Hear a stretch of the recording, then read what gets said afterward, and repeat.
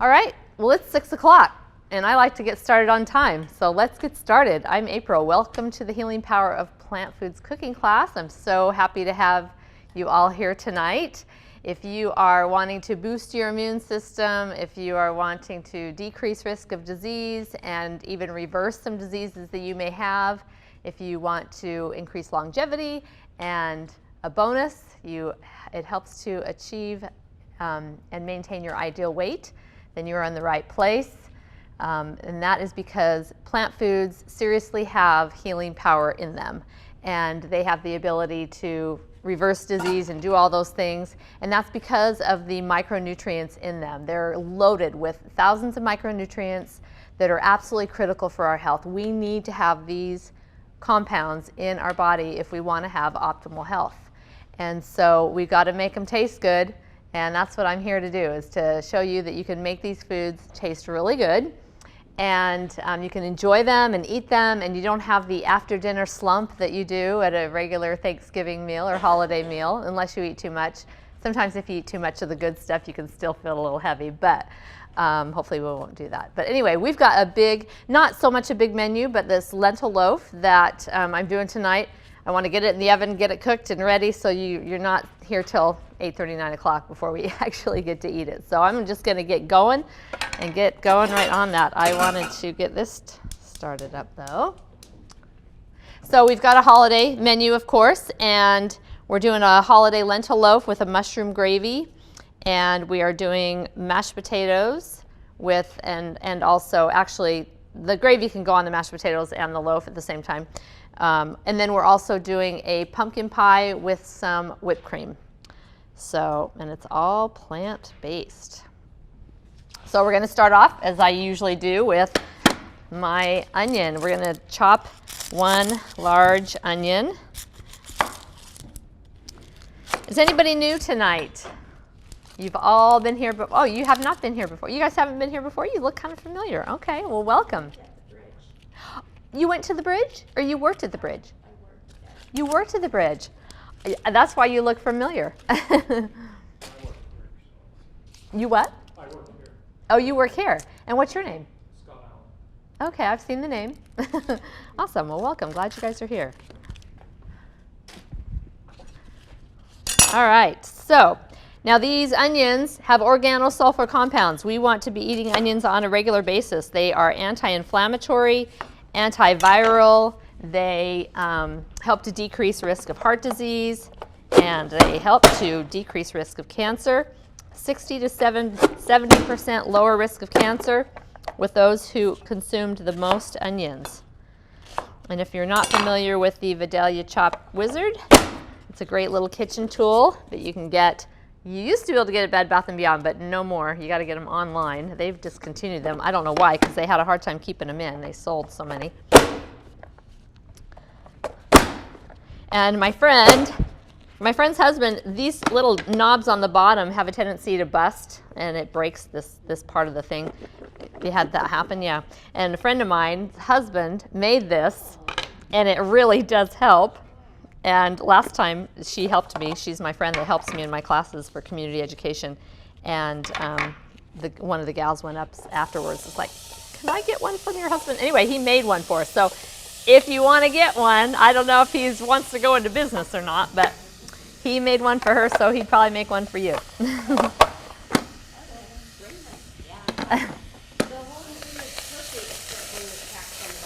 What's that?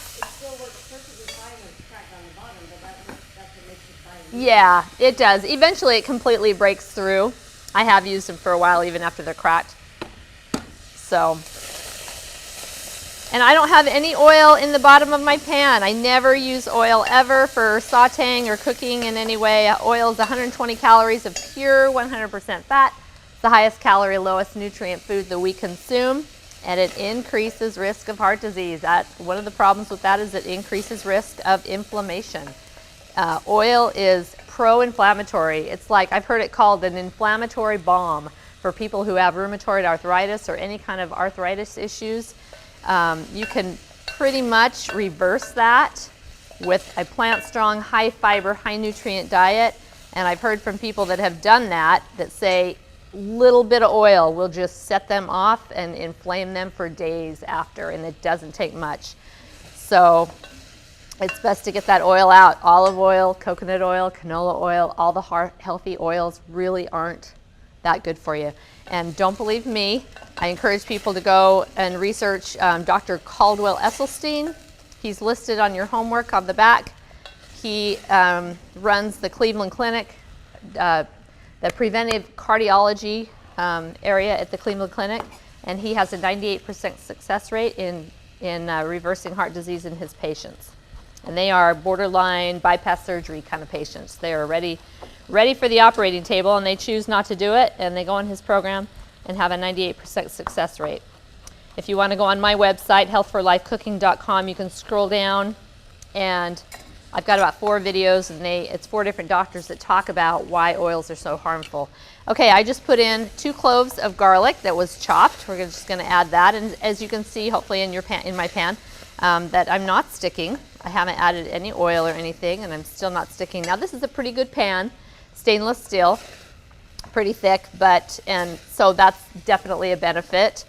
But if you start to stick sooner than you want, because it will eventually get dry and start to brown. In fact, I've got a little browning going on right here, and it will do that.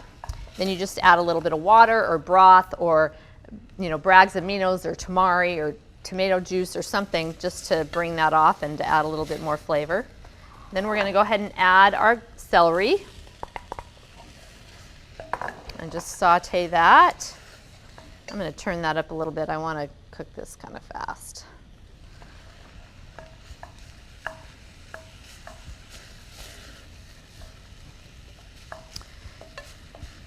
What happens with the oil is it blocks your endothelial cells. So your endothelial cells line the inner lining of your arteries and produce nitric oxide, and that keeps your blood vessels like Teflon, the blood flowing like Teflon. Super, super slick arteries, and you go and you put oil in your body, in your diet, and it slows down blood flow 40% after 4 hours, up to 4 hours after the meal. Slows your blood flow up to 40%, and it's because it's blocking those endothelial cells, and it's not able to produce that nitric oxide that keeps your blood flowing so smoothly. Okay, and then we're going to add our mushrooms.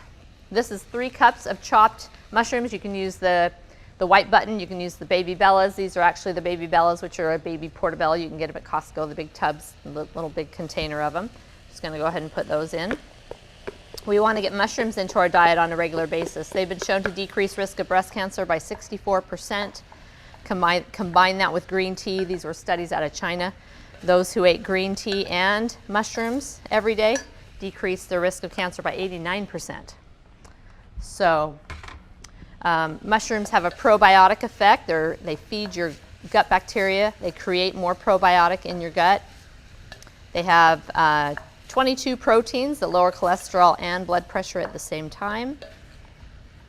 Let's see, what else about mushrooms? They help to lower blood pressure.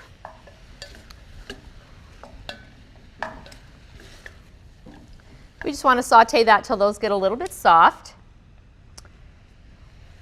And we might cut into that just a little bit soon, just because I want to get this going in the pan. Then we're going to go with some parsley, half a cup of parsley. And while that's cooking some more, maybe I'll go ahead and add everything to my bowl here, everything else to the bowl. So we've got, after our vegetables are done, we're going to add it to these other items. So we've got, let's see, let's go ahead and add our holiday herb mix. And this is, the recipe for this is underneath the loaf. So you got sage, marjoram, rosemary, thyme, and black pepper, and I just grind those all together in a coffee grinder. And then you've got your holiday herb mix all ready to go. I use this for several different things.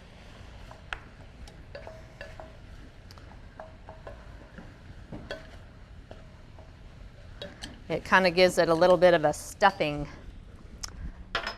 flavor. I'm just going to put the lid on that. Actually, you know what? We shouldn't have to put much water in there. I want to keep the water amount down, but I'm going to put just a little bit, like about a tablespoon, just to make sure that doesn't burn. Those mushrooms are going to let off a lot of moisture and going to kind of keep that from needing much water. So All right, so in here we're going to go with 3 cups of cooked lentils. And these are brown lentils. You don't want red lentils, pink lentils. You want brown lentils or green lentils.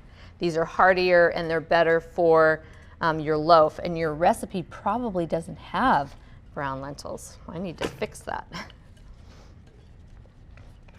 Lentils are in the legume family, just like beans. And beans are amazing foods that we need to get into our diet on a regular basis. We're going to go ahead and add some rice. And you can use long grain or short grain brown rice, but this wild rice is really makes this so good. It makes it very holiday-ish and just has some great flavor. The dark color, of course, is higher in antioxidants because foods that are higher, deeper, darker colors are higher in antioxidants. So that's 3 cups again, and this is all pre-cooked. One thing you can do to kind of ease the pain of all the work of your holiday meal is pre-plan. Cook your rice and your lentils the day before, so that's done. And even when they've set in the fridge for a little bit, they tend to get a little more starchy, and so it'll stick together a little bit better. All right, then we're going to throw in a 1/2 cup of rolled oats. These are just regular rolled oats. I'm not sure I would do the thick oats because they would be a little thicker and maybe wouldn't cook up as nice. Although this cooks for a good hour, so they would probably be fine. Wait, oats? Yes, rolled oats. Where am I seeing? All right, on your holiday lentil loaf, is it not on there? Oh, it's on the bottom. Oh, yes. I was going from the top. Oh, that should probably be up close. I'm kind of just throwing stuff together here. Okay, let me just check this, make sure we're still good there. All right, and then we're going to throw in some balsamic vinegar. This is 2 tablespoons of balsamic, and you can use whatever kind you like. I like the Costco brand. And then we've got 3 tablespoons of tamari soy sauce.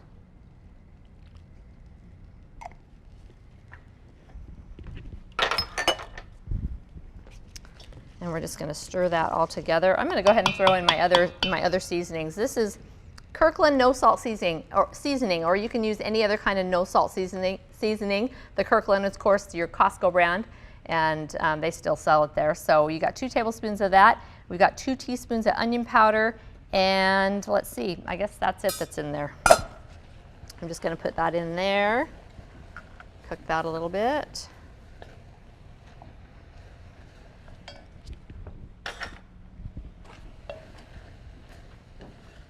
Onion powder, you've got an onion in here already, but that onion powder just really kicks up the flavor good and decreases the amount of salt that you need to add in your final dish.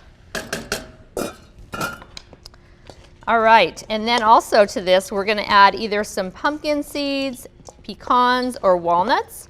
And I'm doing pumpkin seeds tonight. I love pumpkin seeds in this, probably better than the nuts, than the pecans or the walnuts. And seeds, of course, are better. If you have people in your family that have an allergy to nuts, which I find common, huh? Yes, they're briefly chopped, yes. And you can keep them whole. I've put them in whole before when I don't think to chop them, but when you chop them up when you chop them up a little bit, they get dispersed throughout your dish a little bit better. Okay, let's see. Make sure I've got everything in there. Got our vegetables cooking. Okay.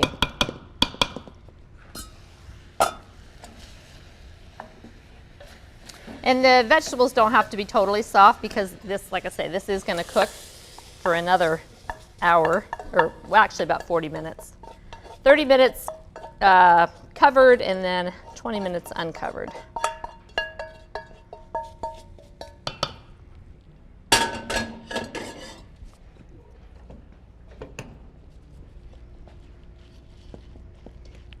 All right. And then what we need to do is grab our pastry cutter, and we're just going to mash this all up to where it gets a little bit sticky. It's still going to be not totally stick together, but it's going to do that when it cooks in the oven. So, Did you use the potato masher? The potato masher I don't think would, I've got one of those for the potatoes, but I don't think it's skinny enough. I think you need to have it to where it can kind of mash things a little bit. I'm not mashed, but just mash up the lentils and make it sticky. So these lentils, not that you need to worry about it, the lentils are 34% protein. They're one of your highest protein legumes, but we don't need to worry about protein. If you don't learn anything tonight about nutrition, remember this one thing, that we don't have to worry about protein. We get plenty of protein in everything we eat. Well, we don't get plenty of protein in everything we eat, but when we eat a good variety of foods, we get plenty of protein. In fact, there's a handout over there. I'm sure many of you have gotten it already. It's a light green or a green handout that has all the protein values, percentage of protein, as well as grams per pound. So you can just kind of estimate how many grams you're getting. But I would recommend not, just don't even worry about it. Just notice that there's protein in everything, and when you're eating a great variety, and even if you're not, you still get plenty of protein. That's kind of a myth that's just really held on for so long, and it's time to be done away with. Legumes are also high in fiber. Fiber helps to move bad compounds, hormones, out of the body, other fats, cholesterol. Helps to keep your blood pressure down and cholesterol down. Beans, or all legumes, increase fat burning and decrease fat storage after a meal. They help you stay full. They're great for the gut. One of your best foods from the gut for your gut is green leafy vegetables, and beans, greens and beans. Okay, let's see, I don't think I'm gonna need that anymore. We're gonna go ahead and put all this in our pan, and I'm gonna use this thing I got over here to scoop that out with. Does someone etch the pan for you? Yes, yes. Very cool. Yes. Okay, we're just going to dish all this out into our pan. And a lot of times, well, when I do this, like for a holiday meal, which I really don't make this for my family, I make this for me when I make it because my family wants turkey. But if I was to make this for a potluck or something, which I've done before, I would put some parchment paper in the bottom of it and then put this on top. And then when it comes out of the oven, just let it cool completely and then flip it, and it comes out, upside down, and then you pour the gravy over it, and it makes a really nice presentation.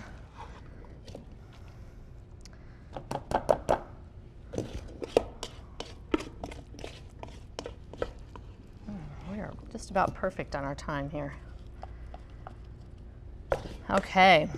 Actually put it in a bread pan, A bread pan? or like more of a loaf. Yeah, I think so. I've never done it that way, but it'd be thicker, possibly. Well, it would be, unless you put it in two or three pans. Yeah. So it would probably be fine. And then just press that all down, make it nice and even. And then we're going to cook that again. Let's see, we're going to cook it for 30 minutes covered and 20 minutes uncovered. And then that's supposed to rest for 20 minutes so it kind of firms up, but we might have to just dig into it at that time. We might not have time to let it sit. So, yes?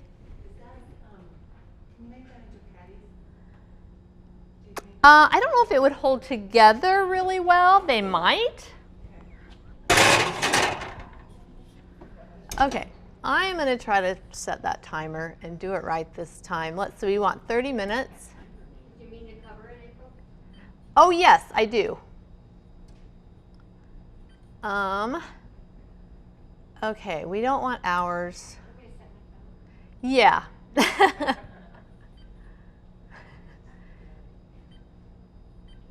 Oh, there it goes. There it goes. Yes.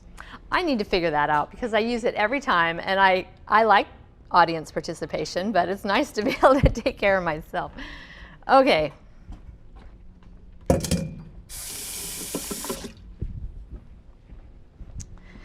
All right, so we will move on to our pie because we're going to cook that as well, although I've got a pie. Actually, I've got a pie ready that we're going to be serving tonight. Actually, I'm going to put on my mushroom gravy ingredients before we start the pie. Do you normally just cover it with foil? Yes, I do. Thank you for thank you for reminding me. You know? Oh, you know what I'm going to use? That might work. Yeah, that'll work.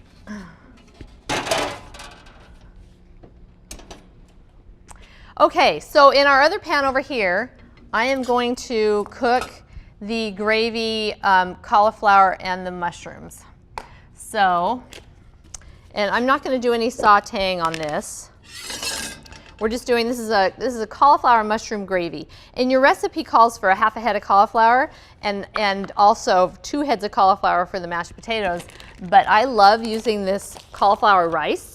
So much simpler than using the heads. And it's actually less expensive. 1 head of cauliflower was $6. And I got a whole bag of this, which would be about 2 cauliflower, give or take a little bit, for $6. So anyway, so we're going to go with the frozen cauliflower. And it's just easier to work with too. When you're doing a holiday meal, you got so much going on, you might want to make it as simple as possible. So we're going to go ahead and put our mushrooms in there. And I'm going to put just a little bit of water. And I'm going to put my thyme. And we're going to do our garlic. Let's see. I need my knife.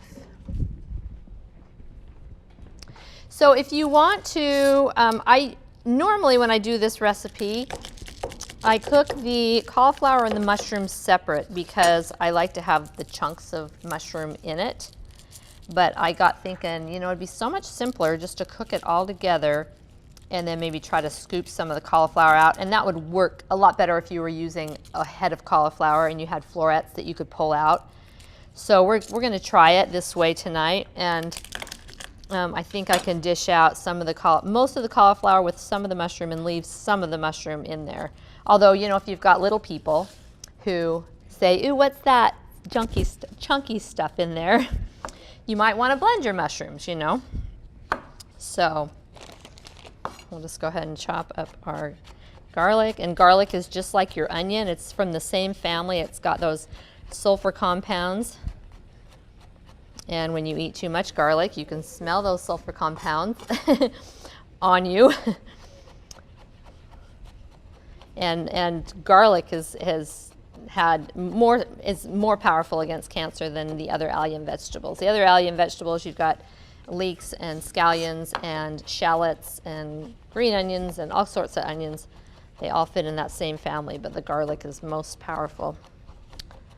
So we want to eat a little bit of that, not too much, a little bit. And we'll go ahead and just put that in here with our mushrooms.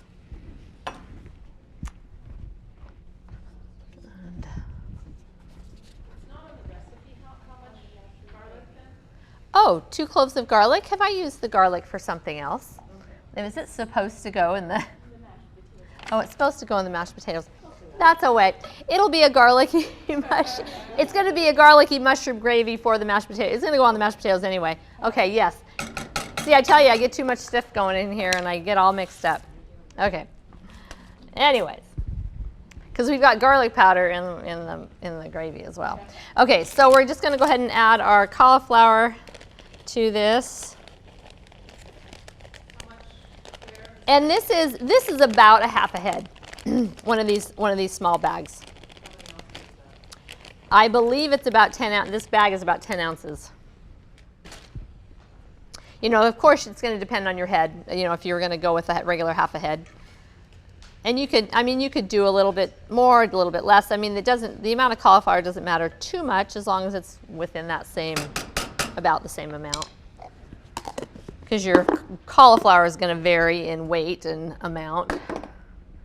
And we'll just go ahead and put the lid on that and let that cook. And hopefully won't forget about it.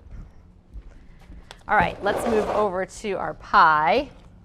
And this stuff is for the gravy, so we'll put that right there. Okay, I'm super excited about this pie. I don't know if you guys came last year or in the past when I've done a nut-based crust. It's a nut, oat, date-based crust, and that's great and wonderful. But because I've gotten some sensitivities to nuts, I wanted to try to make a crust that didn't have nuts in it. And I tried this one. I found a recipe online and just realized that, hey, this can work. It was Chef AJ, if anybody's familiar with Chef AJ. She did a crust with just dates and oats.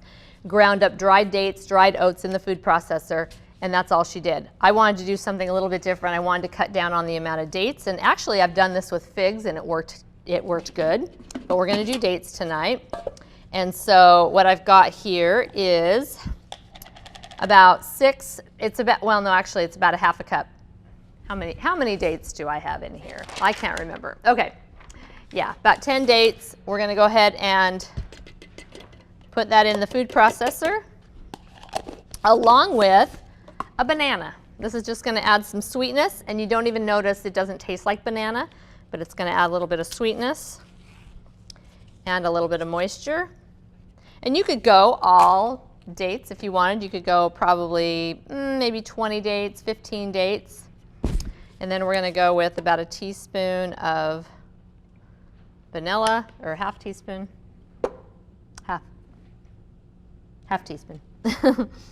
And then we're just going to put on our lid and just give that a spin. And this is going to there's not a whole lot of volume in there, so you're going to have to work with it just a little bit because it's going to kind of fly along to the sides.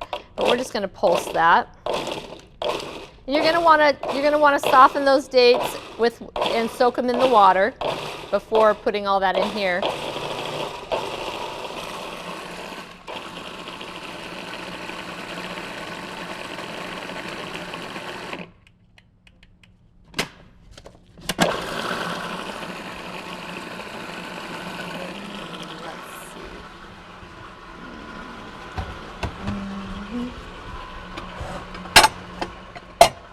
I don't need that. Never mind. Oh. Okay.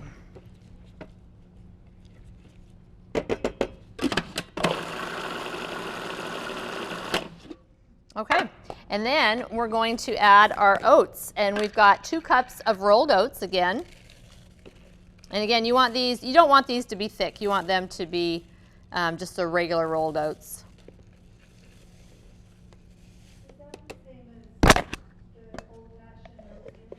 Yep, that would work just fine. One thing great about this crust too, it holds together better. In fact, it holds together really well. It's kind of dense, but the cream from the pie, softens it up. You wouldn't want to eat just the pie crust by itself because it's a little bit dry and a little bit dense, but with the pie, I think it works great. You'll have to let me know what you think.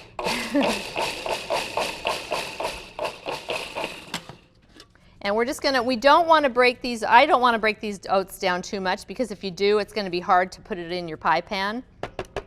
Plus, you want to keep your grains whole as much as you can. And I know this is a holiday meal and we kind of splurge a little bit for holidays, but the less grinding we do to our grains in general, the less impact it has on our blood sugar, negative impact it has.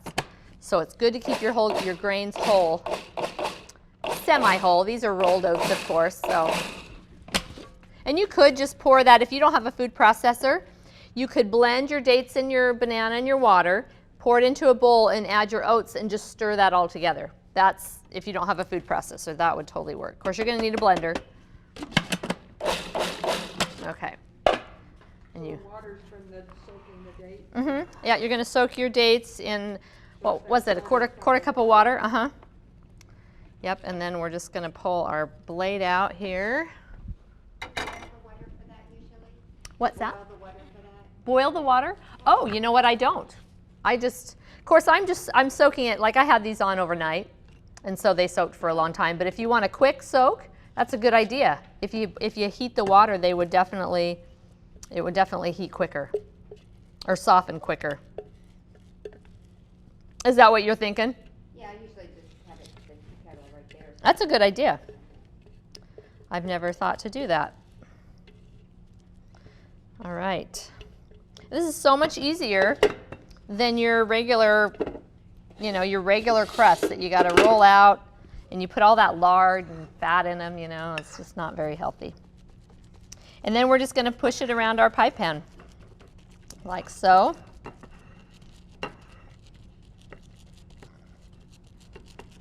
One thing with Chef AJ's pie crust, look her up on YouTube. She's got some really great things, and she's super passionate. She interviews somebody every day. She's done it since COVID hit, and she had to kind of go into hibernation. She's in California.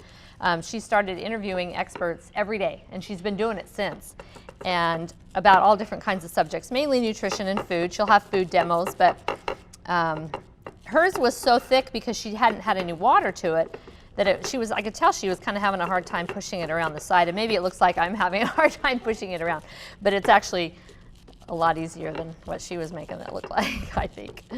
Just because that water. And then I don't think she baked hers either, and I'm gonna bake it. So,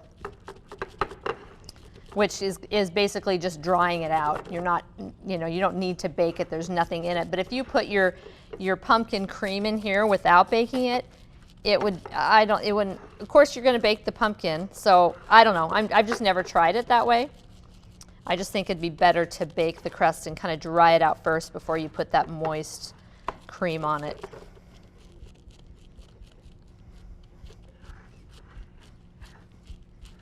And I just wanna kind of push that up on the side a little bit. And you got to be careful because the crust will kind of burn if you've got too much sticking out. It's gonna get a little bit brown, but it's fine. I mean, I think it's fine. Okay, there is your pie crust. So easy peasy. All right, we're gonna do our pie right in this same container. And I've done this in a blender before, but it actually works a lot better in here.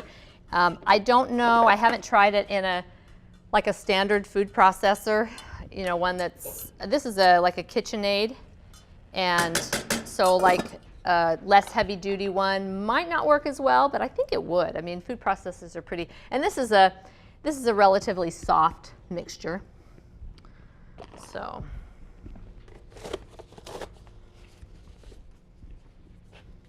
So this is a sweet potato pie. I may have said pumpkin pie, but it's a sweet potato pie.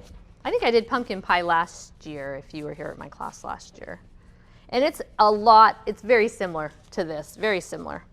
This is just something a little bit different.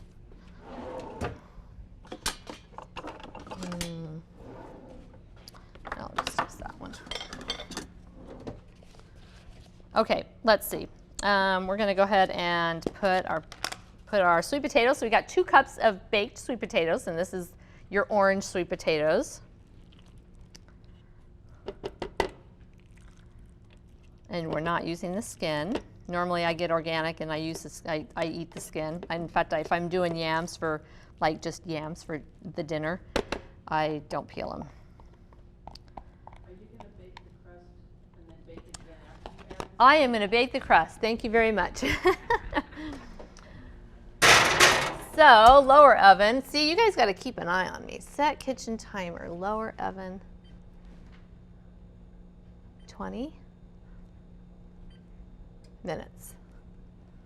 20 minutes. Thank you. Okay. Then we're going to add our sweetener, which is dates, of course. Again, dates are a whole food sweetener. All the parts of the plant are still there. Nothing, it's not processed, nothing taken away other than the pit. Make sure those pits are out of there. You don't want to get grinding this up and realize you have a pit. I've done that before. Got to dig it out. It's not very fun. So I've got my dates, and they've soaked in a half a cup of almond milk. And a half a cup of almond milk.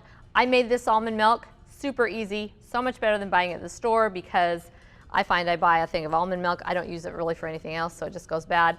So I just took a half a cup of almonds, soaked them in water overnight, drained the water off, and then I blended that with a cup and a half, a cup and a half of ice water. and then you have your almond milk. And if you want to strain it, I didn't strain this, so the skin is still in there. It's blended up, but it's still in there, so there's a little bit of fiber in it, which doesn't affect the pie at all. But, or you can buy almond milk, that works too. Or you could do probably oat milk or soy milk. You can use any kind of milk, except dairy milk. I encourage people to get off dairy.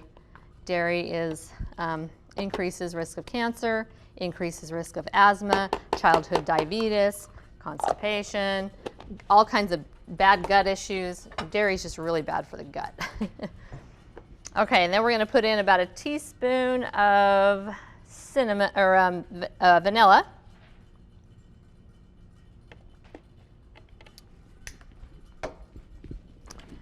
And then we're going to just, you know what, I gotta make sure those are okay. And I gotta make sure those are okay. Just had a thought. It's empty, that's good, okay. Oh. Okay, and then we're just gonna, we got my spices, but I'm gonna go ahead and just grind this up a little bit.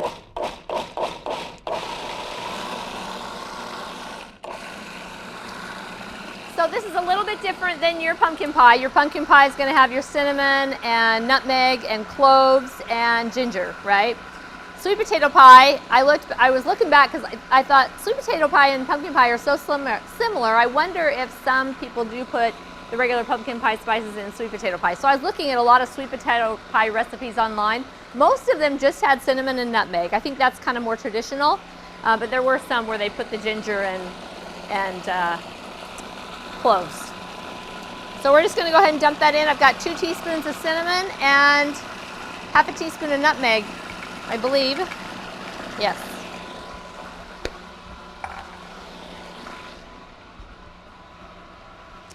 Still have 12 minutes. Holy moly.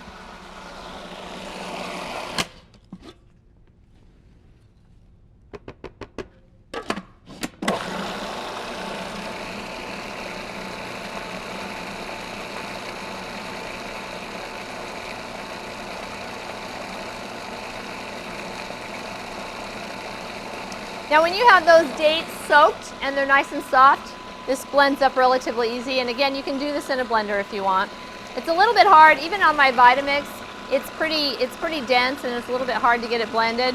And with that narrow bottom, that makes it even harder to get out, so I much prefer this. So you just gotta let it go a little bit longer.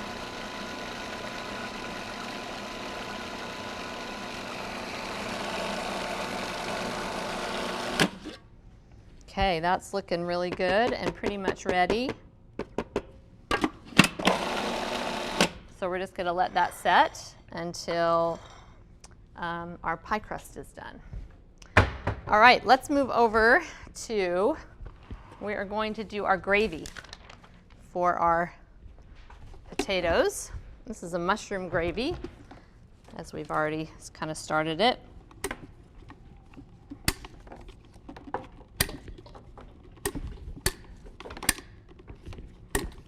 Okay.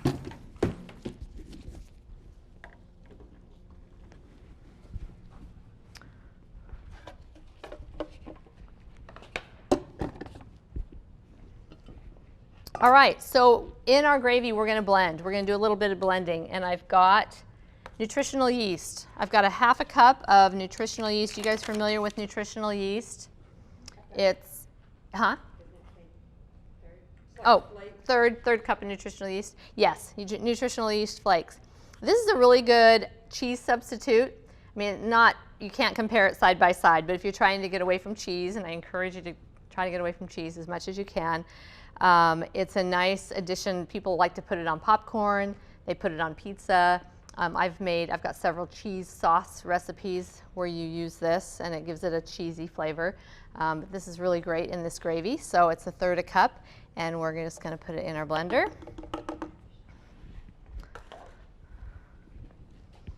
And then also we've got some, let's see, we've got onion powder, garlic powder, and salt, just right here together. I'm going to put that in there as well. And we want to add some, okay, that's for my potatoes. We're going to add a little bit of fat to this, Just to give it a little bit extra creaminess, you could leave the seeds out. These are sunflower seeds, 1/4 cup of sunflower seeds. Again, you could totally leave it out if you wanted.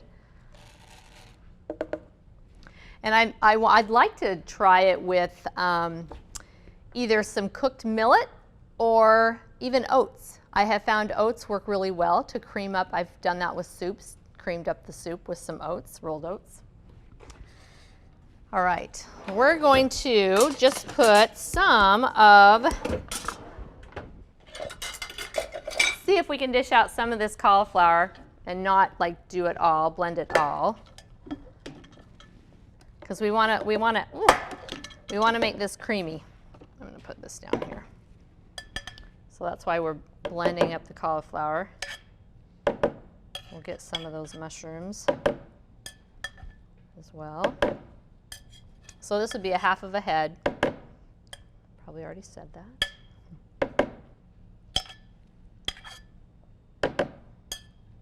It's pretty hard to scoop out the cauliflower when it's pretty much mixed with your mushrooms, but we'll leave a little bit. We'll leave a little bit of chunk.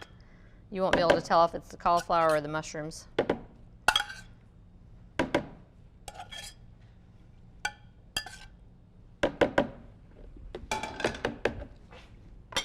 And we're just going to blend that up.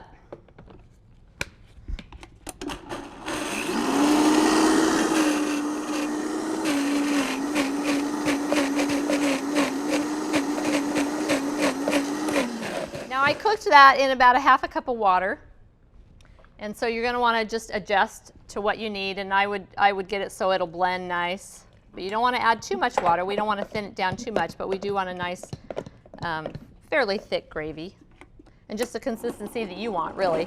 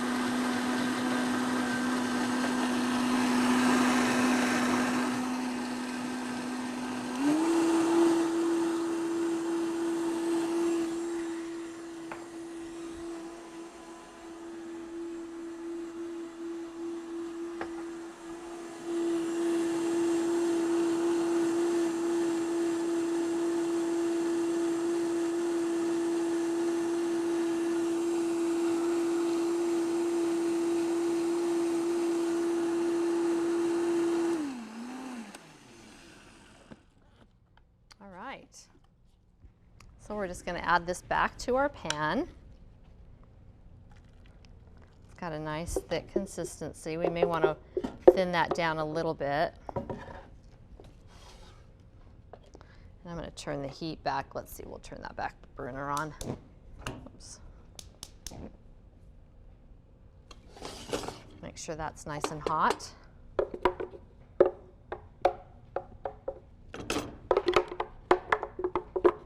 And good, one thing you want to do is, I hate wasting, and so I keep that a little bit thick on purpose so that I can rinse down the blender jar and get some of that out. In fact, I won't even need to blend it.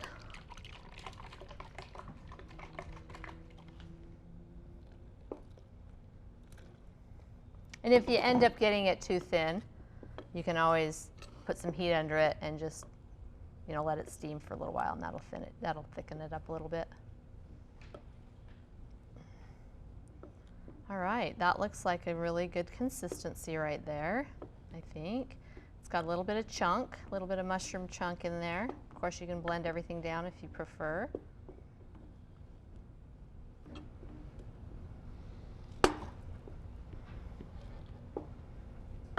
All right. Put the lid back on that. Okay, let's move over to our mashed potatoes. So instead of doing milk or a cream, we're going to do a cauliflower cream. So we got a lot of cauliflower going on tonight. And I've already got my cauliflower steamed. And again, I'm using the cauliflower rice. Let's see, we got, 5 more minutes on the loaf. Did you use I used 3 packages. 4 probably would have been closer to the 2 heads, but I thought, you know, it doesn't really matter. We want to make a cream for the potatoes, and you could actually just do 1 of those bags and add your cashews and make you know, add a little bit more water or something, and you know, just adjust it the way you like it. Like, this may have a little bit of a cauliflower flavor. I know the first time I did them for my family, they really liked them, but my one niece, she was like, was there cauliflower in that? Because you can taste it a little bit. But, and so if you didn't want it to taste the cauliflower, you could just decrease it. So, you know what I'm saying? So the amount of cauliflower doesn't really matter too much. So have you guys done where you just do cauliflower mashed potatoes, like just cauliflower? That's kind of a thing, you know, for paleo people or people that don't like to eat carbohydrates. Yeah, this is just I mean, the cauliflower potato wouldn't go over with my family at all. I mean, they would probably eat it, but yeah, I just know they wouldn't like it very much. So this is just a nice kind of alteration of that, adding some potatoes to it to give it more of a potato feel. So we want to add some fats. So instead of butter, we're going to make some cream kind of when we blend this up with our cashews. And this is a cup of cashews. And you could use sunflower seeds, although sunflower seeds have a little bit of a flavor that may lend that flavor to your potatoes. The cashews are really nice, kind of got a little bit of a sweet. They blend up really creamy. And they're just a really great thing to add if you're, you know, wanting to add those fats. And you don't even need to add the cashews. The blended cauliflower, have you guys ever blended cauliflower, like for a soup or anything? It makes a really nice cream. It's kind of airy and not real heavy. So just adding that to your potatoes, it's not going to have quite that rich taste and feel, but it is really good. I've done that before where it's just the cauliflower and the potatoes, and I actually really like it. So. But we're going to go ahead and add just some water to that.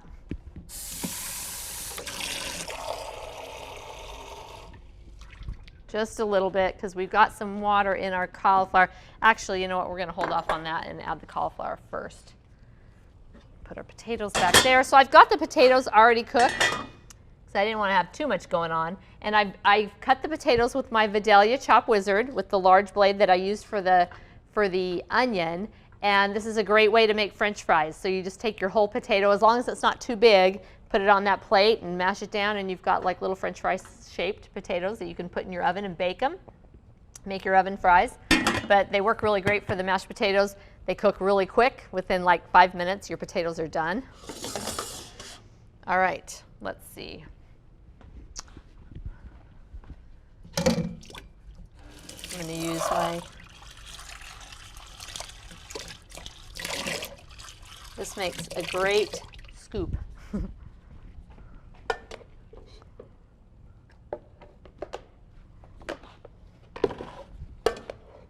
So we're just going to scoop all that cauliflower.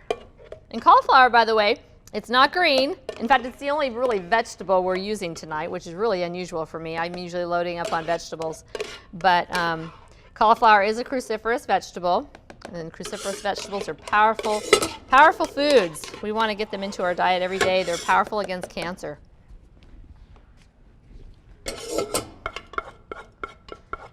Speaking of vegetables, I always, you know, just because I don't do them in my class, and the reason I don't do vegetables usually in my holiday classes is because there's so much to do. I mean, I've got several different salads. I've got a cranberry salad and a pomegranate salad and a roasted vegetable dish and a green bean and carrot dish, and I've got so many like holiday dishes, and I can only do so much in the little bit of time I've got here. So I usually like to just stick to just your basic, the things that most people are going to use and the things that people need kind of an alternative for, like mashed potatoes or is one, and gravy.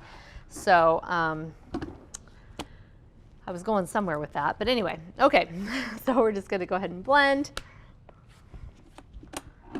And we want to keep these somewhat, I didn't add the water to that because we want to keep this pretty thick.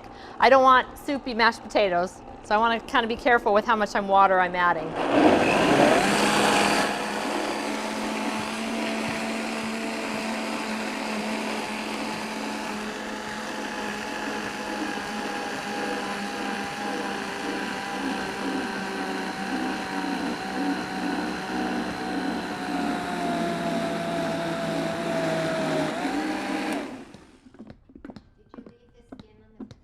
I did. Thank you for asking. Yes, they're not organic necessarily, but I bought them from the farmer's market, and the guy that I buy from, he says he doesn't use chemicals or anything. So I do like to get organic if they're not from a farmer's market where I know or I feel like they're good.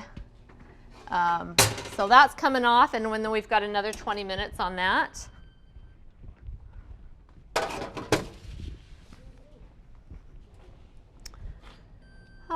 Let's see, timer. Oh, cancel. Set timer. And we want to go 20 minutes on that. So, okay. So we're just going to keep blending this. And this is pretty hard on your blender. So you may need to do this in batches if you've got a standard blender. Yes. Oh, okay. Oh my goodness. Thank you. I'm glad you're watching. Too much going on. Let's see, enter, start. How's our pie doing? We got 2 minutes left on the pie, on the crust. I'm just gonna take a peek at that. Oh, it's looking good. All right, back to here, back to blending. Oh, so yeah, you might wanna do if you don't have a good strong blender like a Vitamix or a Blendtec, you're gonna wanna probably do this in batches. Half a cup of cashews, or even just blend the cashews with some water. Blend that, make the cream, and then add some of your cauliflower, put it to your potatoes, do the other half of the cauliflower and add it, so. Because this is pretty hard on this blender.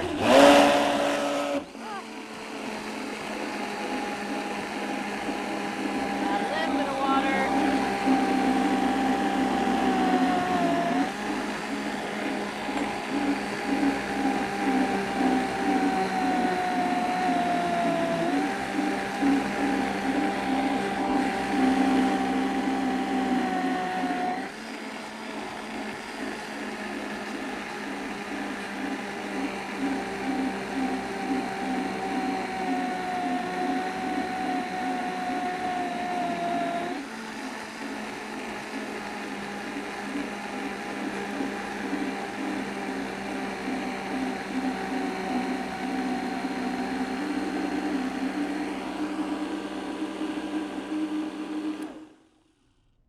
Kind of messy.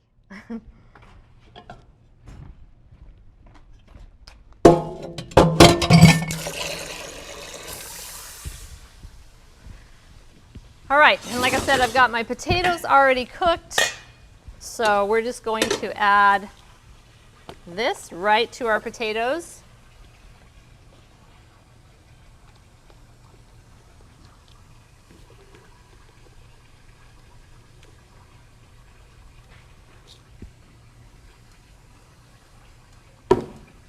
Clean that off real quick.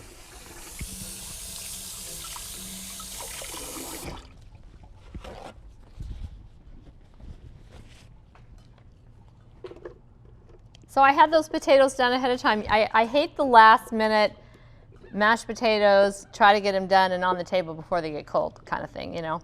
So I keep the potatoes hot in the pan with a little bit of water in the bottom, or you can put them in a crock pot. That works too. I've done that before. And have them done, you know, plenty ahead of time. And then once you get this done, just add them real quick and you're ready to roll.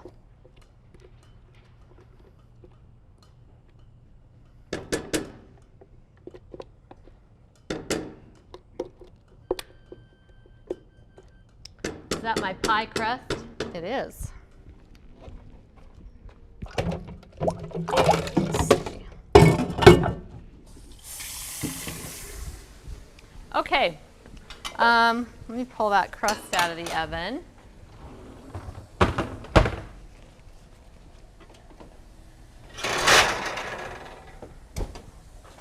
You can see it's not even brown much at all. You can tell it, and if you touch it, it's just a little bit soft, but it's going to firm up a little bit.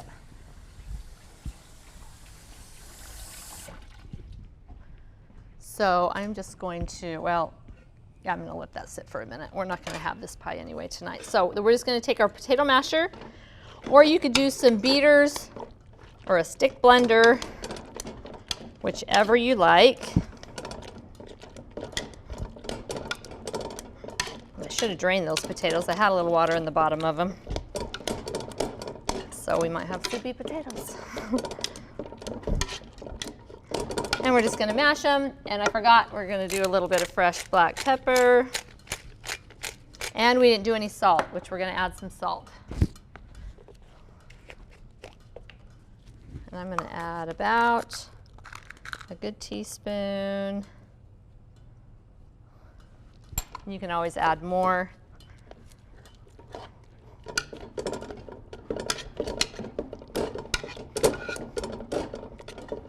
I like my potatoes just a little bit chunky, but you could do some beaters.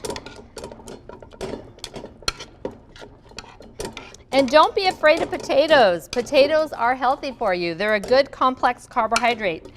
They have fiber, which makes it a complex carbohydrate. That's the kind of carbohydrates we want to eat. In fact, we want to eat carbohydrates. Carbohydrates is our body's main source of fuel. Our brains run on carbohydrates. Our bodies run on carbohydrates. If you're on a low carb diet, you're on a low energy diet, and you're starving your gut bacteria. Your gut, your probiotics, they feed on fiber. That's their food. And if you're not feeding them, they're going to die off. So we want to feed those little guys some good fiber, which comes from carbohydrates. There's no fiber in animal foods at all. Animal foods have bones, plants have fiber.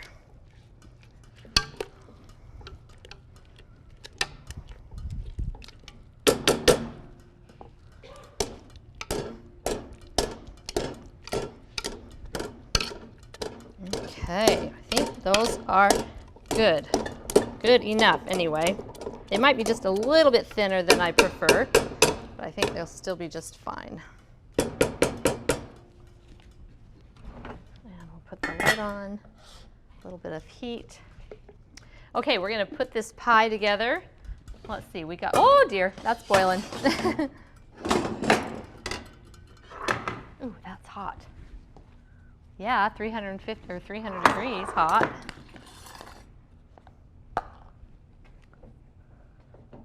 Well, that gravy's going to be good and hot, so if your potatoes aren't, there's going to be plenty of heat there. Okay, let's finish our pie. And our loaf should be coming out of the oven. We might be having the loaf for dessert, but that's okay. Oh, you know what we got to do? We got cream for the pie.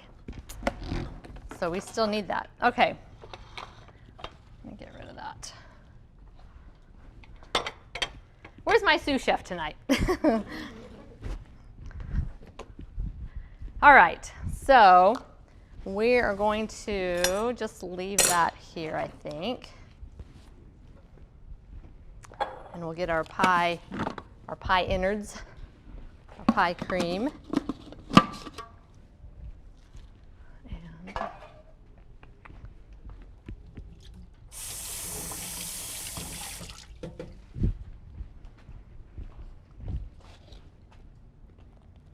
And we're just going to scoop this out and place it around your crust.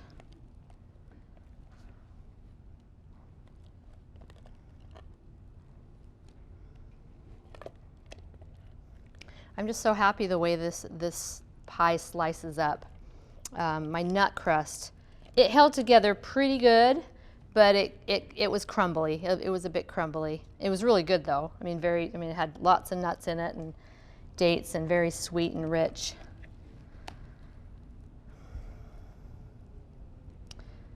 And I think I've got actually a recipe for that on my website. By the way, my website is healthforlifecooking.com, which is on your paper there. I've got recipes there, and I've got some videos, all my class videos from the past, most of them are on there.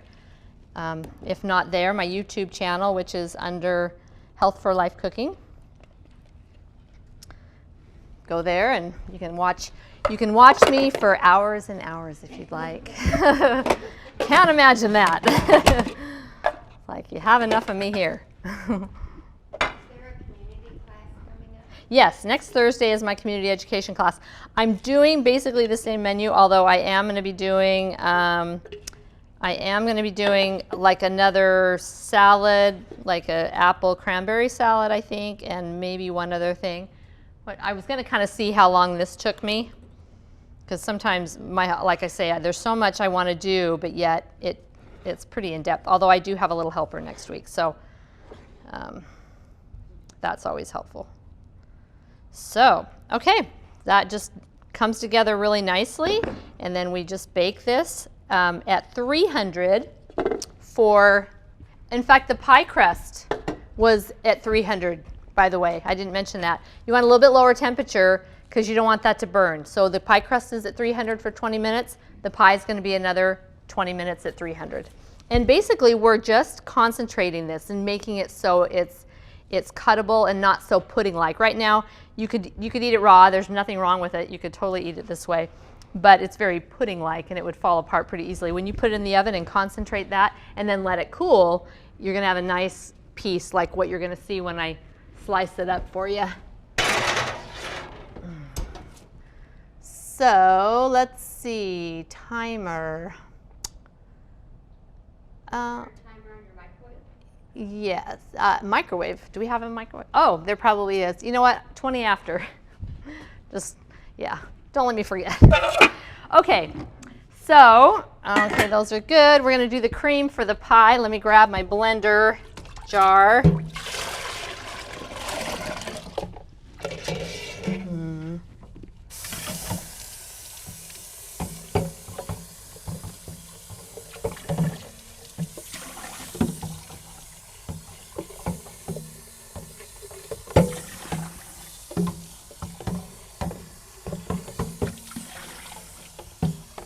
And this might actually do better. Well, no, we're going to add cashews to it. This would probably do better in the food processor, but you'd have to soak your cashews with the dates, which I didn't do, because it's not when there's not a lot of volume, it has a hard time blending sometimes. So, but we'll make it work, because this is usually how I've done it in the past. So again, we're using our whole food sweetener, which is dates, and I think figs have a kind of a stronger kind of raisiny flavor, dried figs. I don't know if you've ever used them. I think I used them, did I use them in my class did I do the apple cobbler last month? Peach cobbler. And did I, I used that's right, I used the figs. And that works really good. But they're a little bit stronger flavor than the dates. The dates are just sweet. Figs have kind of a raisiny flavor, a little bit stronger flavor. So the dates are really nice for this. So I've got the dates soaking in some water, quarter cup, half a cup, can't remember which. That's just, again, to soften them up. And then we've got a quarter cup of cashews. Again, a nice dessert nut to add some creaminess to this. And you could probably leave the cashews out and just do the potato. Maybe add a little bit more potato if you wanted to go totally fat-free on this.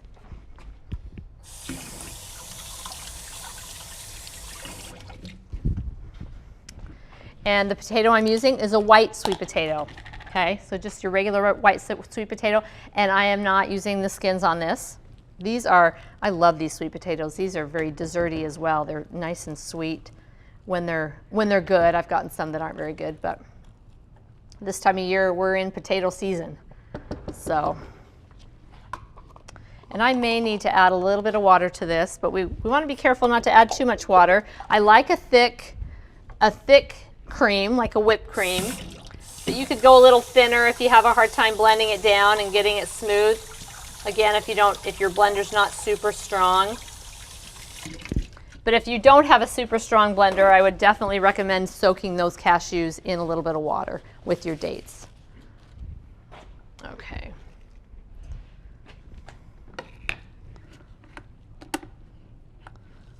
The blender needs to be plugged in.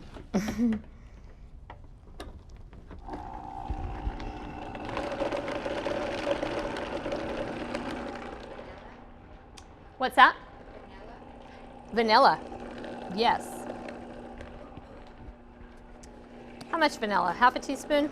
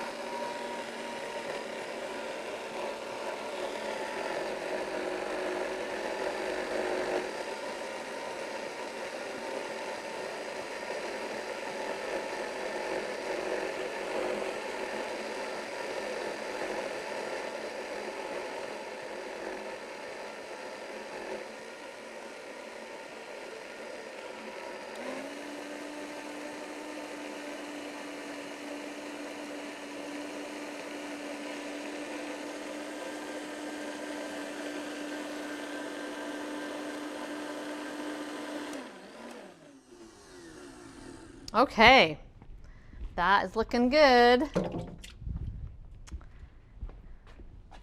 And let's see, get a bowl for that.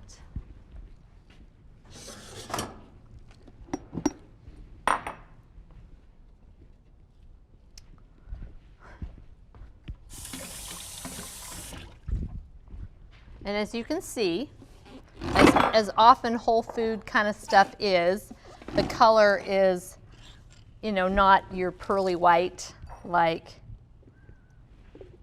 whipped cream, like Cool Whip, but you're not getting all the garbage, like literally garbage that's in something like Cool Whip. Although you can do the whipped cream with the dairy cream, but again, this is so much healthier. And I think you'll be surprised at how good it is. What did you say you could substitute cashews if people are allergic to that? You could do hemp seeds. I have done before. They're a really great high protein kind of superfood seed. You could do sunflower seeds, although again, I think it might lend a little bit of a sunflower seed flavor, but I think it would be fine. Or you could just completely leave the seeds out. I think it would work, maybe add a little bit more potato. I think it would work actually quite well. So there's your cream. So this pie I put in a cake pan, an 8x8 cake pan, the one I'm serving, just because it's so much easier to cut for larger groups when I'm just giving little samples.